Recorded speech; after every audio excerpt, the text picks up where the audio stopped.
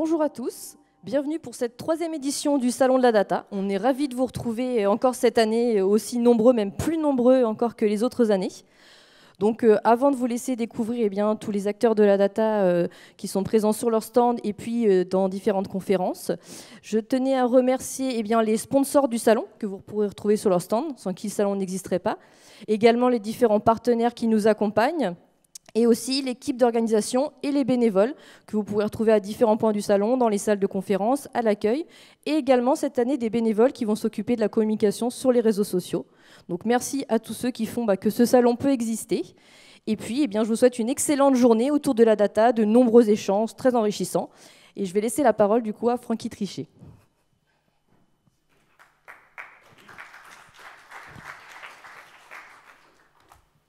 Bonjour, ravi de vous accueillir ici à Nantes pour ceux qui ne sont pas nantais, pour cette 3e édition. Merci Aline, et merci Thomas encore une fois pour l'énergie et l'engagement que vous donnez sur la donnée, sur toute l'année d'ailleurs.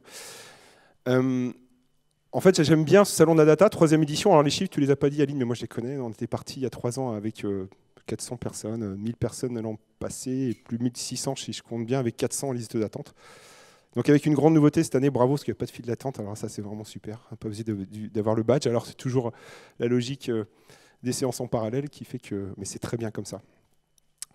La donnée à Nantes, c'est plus qu'un enjeu technique, jusqu'à présent c'était vraiment sur ce prisme-là, c'est un enjeu sociétal et un engagement politique de Johanna Rolland. Si vous avez pu constater, pour ceux qui ne savent pas, au mois de juin, on a sorti une première, peut-être en France en tout cas, une dynamique qui nous paraît vertueuse autour de la donnée, dans laquelle on a inscrit une charte de la donnée métropolitaine qui traduit en fait une doctrine, et peut-être une idéologie sur la donnée qui vise à justement réguler, en tout cas protéger de plus en plus, tu couperas, la donnée sur le territoire. Et la volonté, c'était vraiment de montrer comment les métropoles, les collectivités doivent s'engager. Oui, il y a la loi, mais quelque part, on a tous collectivement, avec des dynamiques, on va dire, de partenariat public-privé, des engagements autour de la donnée. J'y reviendrai par la suite. Donc cette démarche du Salon de la donnée, elle prend tout son sens à Nantes, qui est une terre de la donnée. Elle prend tout son sens parce qu'on a des acteurs, des écosystèmes, des scientifiques, des acteurs qui accompagnent en fait les démarches autour de la donnée. Et puis c'est un enjeu qui monte d'année en année. On se dit que la donnée prend de plus en plus de place. C'est un peu comme l'air, c'est un peu comme l'ombre dans les villes, comme dirait Carlos Moreno. C'est quelque chose qui nous est invisible, c'est quelque chose qu'on produit, qu'on consomme, et qui en fait accompagne la transformation des villes et de la société. Et sur lesquels on a forcément des avis divergents, en tout cas des trajectoires divergentes sur cette donnée, que ce soit en termes de monétisation, que ce soit en termes de collecte, que ce soit en termes d'engagement autour de cette donnée.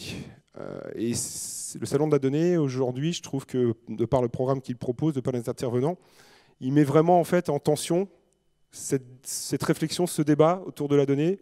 Oui, il y a la technique, mais pas que. Et je trouve que, en tout cas, je suis très fier que ça soit à Nantes que ça se passe. Et merci encore une fois pour cet engagement. Alors, le Salon de la donnée, il se place aussi dans le cadre de la Nantes Digital Week, qui, en fait, c'est le premier événement. Donc, on n'a pas encore inauguré la Nantes Digital Week. Ça se passera jeudi à 19h à l'Ancien Mine. Je vous invite d'ailleurs tous, pour ceux qui veulent, à participer à cette inauguration. L'état d'esprit d'un Digital Week, c'est depuis 6 ans, c'est de montrer que le numérique, encore une fois, il modifie notre quotidien, il modifie notre rapport à la connaissance, au travail, à la ville, notre rapport aux autres, notre rapport à nous-mêmes. Et qu'en fait, ce numérique, il doit être débattu, puisque parfois on en a peur, parfois on dit des bêtises, même discussion presque niveau PMU sur l'intelligence artificielle par exemple, et on se doit tous autant qu'on est de pouvoir à un moment donné accompagner tout à chacun sur cette transformation de la société en régime numérique. Et c'est vraiment l'ambition d'un an Digital Week, quelque chose d'inclusif, quelque chose replacer l'humain au cœur de la transformation de la société par le numérique. Et c'est pour ça qu'aujourd'hui on a une progression qui est assez remarquable, et moi je suis toujours surpris de voir que tous les ans on a de plus en plus de contributeurs. On a 252 contributeurs aujourd'hui. Un contributeur, c'est quelqu'un qui fait partie de la famille du numérique toute l'année à Nantes et qui propose, ça peut être une entreprise, une association, et qui propose un événement en collaboration avec d'autres. Et cette dynamique, elle est remarquable au niveau national, puisqu'en fait, c'est un événement singulier. On n'est pas que tech, comme certains événements parisiens, qui sont très santé technologie. Nous, on est vraiment transversal. On mobilise quasiment 80 000 à 90 000 personnes par an, avec plus d'une centaine d'événements qui rayonnent dans tous les quartiers de Nantes et puis au-delà, puisqu'on travaille à l'échelle métropolitaine, et encore au-delà, puisqu'on a en fait Anglais, Saint-Nazaire Digital Week aussi. Donc au bout de 6 ans, on est vraiment devenu un phénomène un peu atypique, où on revendique un numérique accessible par tous, un numérique au service de tous, et surtout un numérique compréhensible par tous. Et ça, c'est vraiment cette volonté de rendre le numérique de plus en plus compréhensible sur les enjeux de société et pas sur la technologie. Et puis aussi un numérique où on se divertit, parce qu'il y a une grosse part de la Nantes Digital Week qui est aussi sur le festival, le toucher, le faire, l'art, la culture. Donc aujourd'hui, c'est le premier événement. On axe beaucoup cette année sur une grosse inflexion sur les projets à impact, ce qu'on appelle la Tech for Good, qui a été voulu par le gouvernement aujourd'hui, sur cette dynamique de la French Tech. Une grosse inflexion, avec une journée, le premier forum qu'on organise, le forum Tech for Good, avec la volonté de valoriser plus d'une cinquantaine de projets, sur des projets à impact, qui soient bons pour la planète, mais pas que, bons pour les solidarités, mais pas que. Donc vraiment ce numérique à impact positif. Forcément, on a aussi un angle très fort autour de l'égalité femmes-hommes. Ça, c'est quelque chose qui nous tient à cœur avec Joanna Roland sur le numérique. Comment faire en sorte, effectivement, qu'on puisse avoir une vraie inflexion sur ce sujet. Une sensibilisation des jeunes, un vrai défi. On s'est lancé comme défi avec plusieurs partenaires de sensibiliser plus de 1000 jeunes à la culture numérique, aux outils numériques et au codage. On a un vrai souci aujourd'hui. On a une bonne nouvelle qu'on a annoncée avec Joanna Roland, c'est la création de l'emploi. Elle l'a annoncé la semaine passée lors de la conférence de presse de la Digital Week. 2018 est une année record. On a créé 1929 emplois nets sur le territoire, ce qui, depuis le début de la démarche de l'initiative French Tech, nous porte sur une trajectoire à 7500 emplois. Donc, c'est pas rien. Le numérique à Nantes, ça compte vraiment. Ça compte parce qu'on crée de l'emploi. Et le revers de la médaille, c'est qu'il faut qu'on ait une politique RH plus forte, puisqu'on est tous, et peut-être qu'il y a des entreprises dans la salle sûrement, à la recherche effectivement de cette main-d'œuvre, de ces doigts du numérique qui nous manquent à tous les niveaux. Et moi, je revendique et je milite vraiment sur cette logique qui est de dire on n'a pas besoin d'avoir bac plus 5 ou bac plus 2, voire même le bac pour aller dans le numérique. Donc j'aimerais bien qu'on porte ce message collectivement et qu'on aille effectivement dans les quartiers, dans les gens qui se disent numérique, c'est pas pour moi, pour montrer que si, c'est une opportunité pour l'emploi, on en a besoin. Et donc il faut qu'on fasse tout ensemble ce grand plan de révolution sur l'emploi du numérique, parce qu'on n'est pas les seuls à Nantes à souffrir du numérique, mais on souffre peut-être un peu plus parce qu'on est une terre où en termes de taux de chômage, on est un taux de chômage très bas par rapport à la moyenne nationale. Tant mieux, c'est des bonnes nouvelles, on ne va pas s'en plaindre, mais il faut qu'on ait une politique proactive pour faire en sorte qu'on ait de plus en plus de formés, et en particulier, si ça peut être des femmes, c'est encore mieux dans le numérique. Et puis cette année, il y a les foulées du numérique, donc je vous invite tous à venir courir avec nous, le samedi 21, 4 km pour ceux qui ont du mal à courir, 8 pour ceux qui courent habituellement, voire 16 si les gens veulent faire 2 tours. Ça se passera le samedi matin. Le vendredi, forcément, il y a les soirées Scopiton. Ça aussi, je vous invite vraiment, avec un petit clin d'œil à Étienne de Crécy, qui nous fait la joie de venir jeudi faire son nouveau spectacle qu'il a joué une seule fois à la Philharmonie de Paris. Donc ça risque d'être bien dans un site magique qui est l'Ancien Mine. C'est la dernière fois qu'on pourra aller aux mines, donc je vous invite aussi à en profiter, parce qu'après, à partir du mois de décembre, le mine il est fermé à tout jamais pour justement la transformation sur le CHU.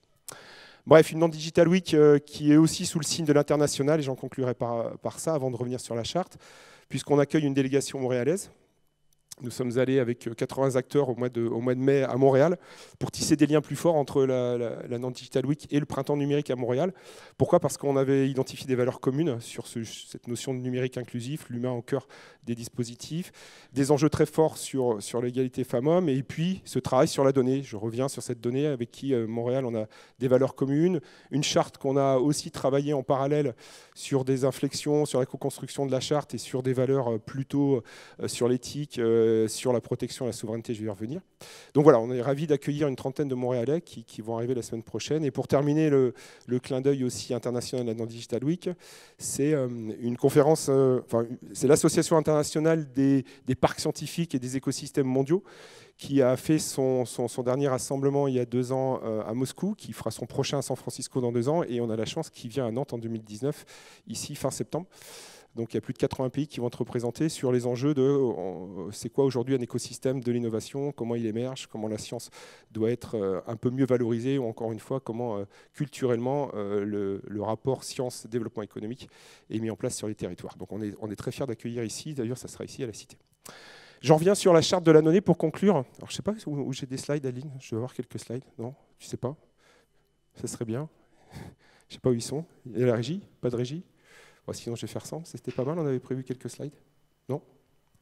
Quelqu'un peut m'aider ? Je vois clair avec des yeux comme ça. C'est pas grave, je vais la faire sans. Alors, en 2 mots, cette charte métropolitaine de la donnée, vous pourrez la récupérer, elle est sur le site web, hein, c'est data.nantes-métropole.fr. Ça, c'est le portail Open Data. Et puis, vous avez ici des documents que vous pourrez accéder. Je ne vais pas rentrer dans le détail, mais elle pose en fait des principes de base sur la régulation qui doit être aujourd'hui peut-être repris en main par la puissance publique. Et cette charte de la donnée, en fait, elle a été, dans un premier temps, non pas construite ex nihilo par les services de la métropole et quelques têtes pensantes de la métropole, bien au contraire. On l'a vraiment construit avec, c'est presque une demande des citoyens, puisqu'on avait initialement mis en place une démarche de dialogue citoyen sur l'île de Nantes, autour du déploiement du Wi-Fi, de ces questions en disant aujourd'hui, au-delà, qu'est-ce qu'aujourd'hui la donnée représente pour vous, quelle sensibilité vous avez autour de la donnée. Et on a eu vraiment un engagement assez particulier et fort, ce qui nous a convaincus sur le fait de se dire qu'il faut qu'on pose une charte qui permettrait de définir des grands principes et que cette charte-là doit être construite avec les citoyens, mais pas que, avec les acteurs de la métropole, mais pas que, avec les acteurs de la donnée qui sont massivement représentés dans ces salles. Et donc je remercie aussi pour cette démarche de co-construction qui a un peu la singularité et la marque de fabrique nantaise, mais quand même sur des documents comme celui-ci. Donc on a pris le temps, c'est pas quelque chose qui en un mois ça a été réalisé. Je regarde Jacques aussi qui vous fera la conférence après. Merci aussi Jacques de nous avoir accompagnés dans cette démarche-là, puisqu'en fait c'est pas facile. La donnée, on peut la poser comme ça peut paraître simple.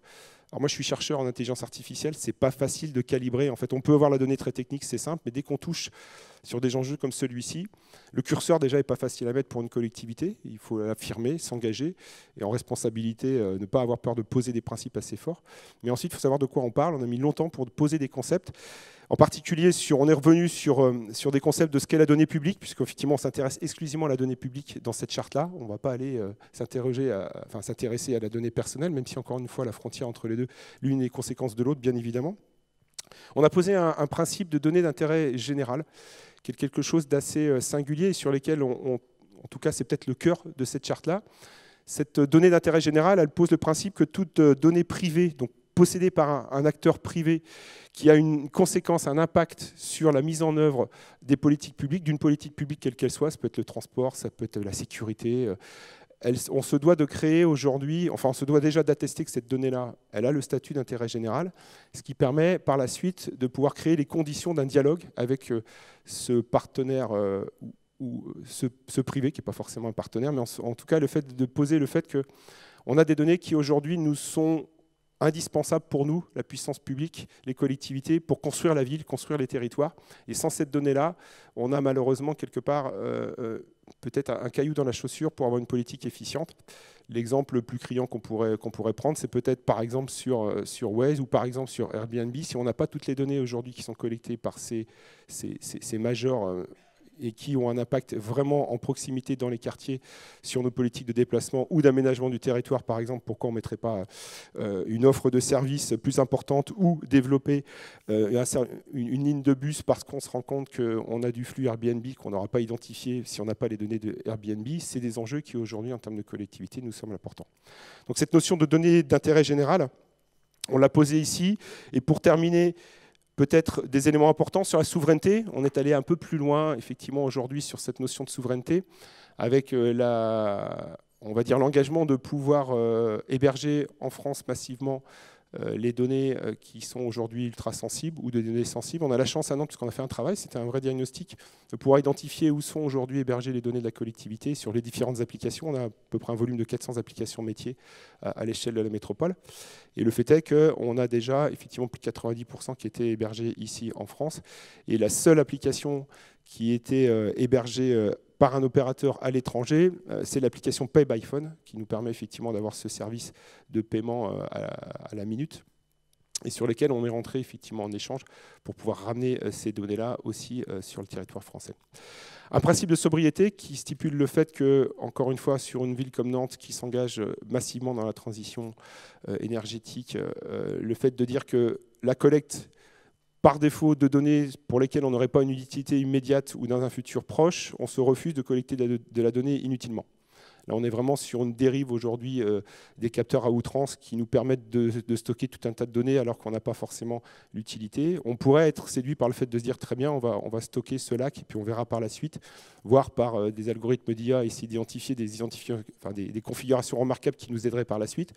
Ceci étant, ça a un coût, c'est un coût de stockage, c'est un coût en termes d'efficience des systèmes et peut-être pour quelque chose qui nous est inutile. Donc ce principe de sobriété, encore une fois, il va sur cette notion d'empreinte numérique sur laquelle il faut qu'on travaille tous pour avoir un numérique plus durable et qui respecte un peu plus la planète.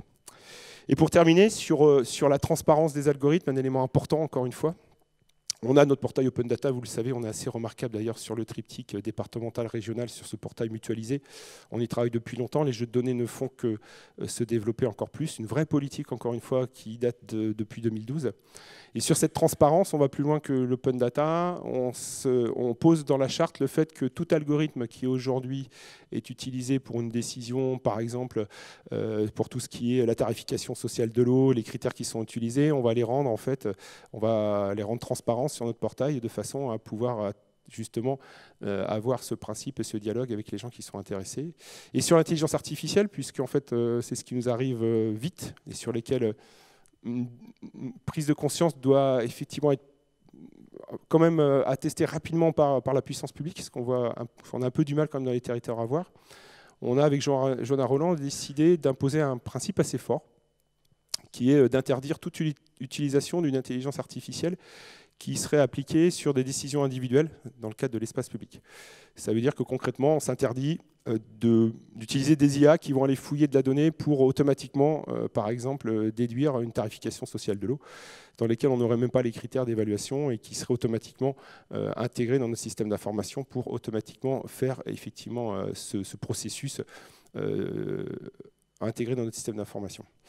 On veut garder la main sur ces logiques, ce qui ne dit pas qu'on s'interdit l'utilisation d'IA pour faire de l'aide à la décision, mais pas pour faire de la décision automatique. La différence peut paraître subtile, mais elle est fondamentale à mon sens. Donc voilà, sur cette charte, encore une fois, l'état d'esprit, c'était de pouvoir poser des principes, une doctrine, et surtout de partager celle-ci avec un ensemble d'acteurs. Et donc là, je tiens vraiment...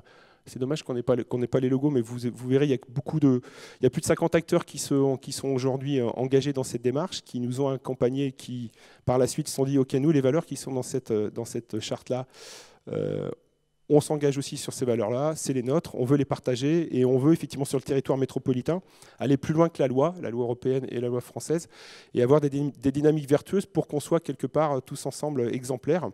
Donc on a des industriels comme Airbus, comme Lacroix, qui depuis le début effectivement nous suit sur cette démarche, qui ont aussi de la donnée, on va dire, qui peut nous intéresser, qui nous intéresse déjà en termes de collectivité. On a des associations comme Laurent, comme Air Pays de Loire, qui travaillent sur la pollution de l'air. Donc tout un tas, et puis forcément des privés, des petits acteurs, le Salon de la Data de fait depuis le début, qui nous ont témoigné effectivement leur intérêt sur cette démarche-là. Plus de 50 acteurs, c'est assez remarquable, une diversité entre le monde de l'association, des entreprises et des grands groupes. Ça aussi, c'est quelque chose qui fait en sorte qu'on a assez confiance sur la démarche qu'on a mis en place ici à Nantes et qu'on aimerait bien que tous les territoires s'emparent de cette démarche-là. Je sais qu'il y a des acteurs qui s'y engagent fortement. En tout cas, je crois qu'en France, on a cette envie de pouvoir anticiper sur certaines dérives qui peuvent arriver dans le futur et se définir un cadre collectif. Cette charte, elle n'a pas de valeur juridique, aucune valeur juridique. Par contre, elle a une valeur morale qui me paraît beaucoup plus forte et qui met en place des dynamiques vertueuses sur ce que doit être aujourd'hui l'état d'esprit d'une collectivité sur la donnée publique, qui encore une fois est un bien commun, un bien précieux qu'il faut qu'on préserve pour le bien de nos citoyens, pour la confiance qu'ils doivent avoir sur la collectivité et le politique, et forcément pour des dynamiques vertueuses pour les territoires. Je vous remercie à tous, je vous souhaite une belle journée, et puis j'espère vous rencontrer tous aujourd'hui ou croiser vos regards dans le cadre de la Digital Week, et puis je crois que c'est maintenant Jacques qui va nous faire son grand oral sur la donnée à Toronto. Merci à vous, bonne journée.